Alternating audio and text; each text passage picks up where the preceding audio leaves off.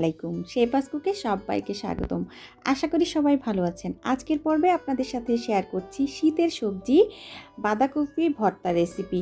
আর এটা যে কতটা মজার এবং ইয়ামি একটা রেসিপি, গরম ভাতের সাথে জমে যাওয়ার মতো একটা রেসিপি। আমি চেষ্টা করেছি সহজ করেই দেখানোর জন্য, আর এটা হাতে মাখানো একটা রেসিপি।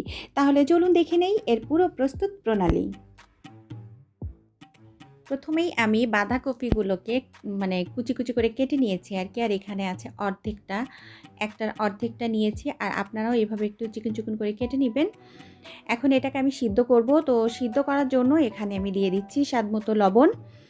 আর এখানে কিন্তু লবণটা একটু বুঝে দিবেন, যেহেতু পরে আমি আরও একটু লবণ দিব, ওই জন্য প্রথমে একটু কম দিবেন আর কি। তো এটা আমি এখন সিদ্ধ করে তারপর আমি আপনাদেরকে দেখাবো। এখন আমি পাশের চুলায় আর একটা প্যান বসিয়ে দিয়েছি একটু তাড়াতাড়ি করার জন্য আর কি। তো এই পর্যায়ে আমি এই প্যানে তেল দিয়ে দিচ্ছি, আর ভর্তা করছি সরিষার তেল তো অবশ্যই দিব। আমি সামান্য পরিমাণ সরিষার তেল দিয়ে দিলাম। এখন আমি এর মধ্যে দিয়ে দিচ্ছি 5টি শুকনা মরিচ, আর এর সাথে আমি এখন দিব কাঁচামরিচ। আর কাঁচামরিচটা আমি একটু ভেঙে দিচ্ছি যাতে কি না ফুটে না যায় আর কি। অনেক সময় দেখা যাচ্ছে কাঁচামরিচ যদি এমনিতে দেওয়া হয় ফুটে যায়। আর হচ্ছে আপনারা যখন আস্তেও দিতে পারেন, আগাটা একটু সামান্য একটু আগাটা ফাটিয়ে দেবেন। আর এখন দিয়ে দিচ্ছি কয়েক কোয়া রসুন। এখন এটাকে একটু আমি কিছু সময় ধরে ভেজে নিব। তো আমার ভাজা কিন্তু হয়ে গিয়েছে, দেখতে পাচ্ছেন আমি একটু এইভাবে ভেজে নিয়েছি আর কি। এখন আমি নামিয়ে নিচ্ছি। তো নামিয়ে নিয়ে সেই একই প্যানের মধ্যে আমি এখন এখানে 2টি টমেটো দিয়ে দিয়েছি, আর এটা কিন্তু অনেক পাকা টমেটো। আর আপনারা এই রেসিপিতে অবশ্যই এই পাকা টমেটোটাই ব্যবহার করবেন। তো এখন আমি এর সাথে দিয়ে দিব স্বাদমতো লবণ দিয়ে এটাকে আমি কিছুক্ষণ নাড়াচাড়া করব। নাড়াচাড়া করে এটাকে আসলে একেবারেই গলিয়ে ফেলতে হবে আর কি। ভর্তার সাথে এটা আমি ব্যবহার করব, আর এটা দেওয়ার কারণে কিন্তু ভর্তাটা খুবই মজার হবে। আর এরই মধ্যে কিন্তু আমার বাঁধাকপিটা সিদ্ধ হয়ে গিয়েছে, এই যে দেখতে পাচ্ছেন পানিটাও শুকিয়ে গিয়েছে। এখন আমি চুলাটা অফ করে দিয়েছি। অফ করে আমি এখন পাশে টমেটোটা ভর্তা করে নিচ্ছি আর কি।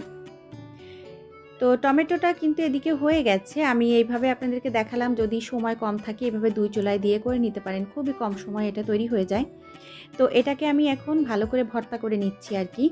তো এইভাবে ভর্তা করে নেবেন। আর বেশি পাকা টমেটো হলে যেটা হবে, এটা রান্না করতে একেবারেই সময় লাগবে না।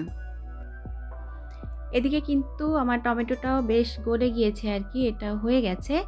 এখন আমি বাঁধাকপিটা এর মধ্যে দিয়ে দিচ্ছি। আর একটা কথা, এই বাঁধাকপিকে কিন্তু পাতাকপিও বলে, কারণ গ্রামে আমি আমার আম্মুর কাছে শুনেছি এটাকে পাতাকপি বলে। আমরা আসলে শহরে যারা থাকি এরা আবার একটু বাঁধাকপি বলি আর কি। যাই হোক, তো একই জিনিস আর কি।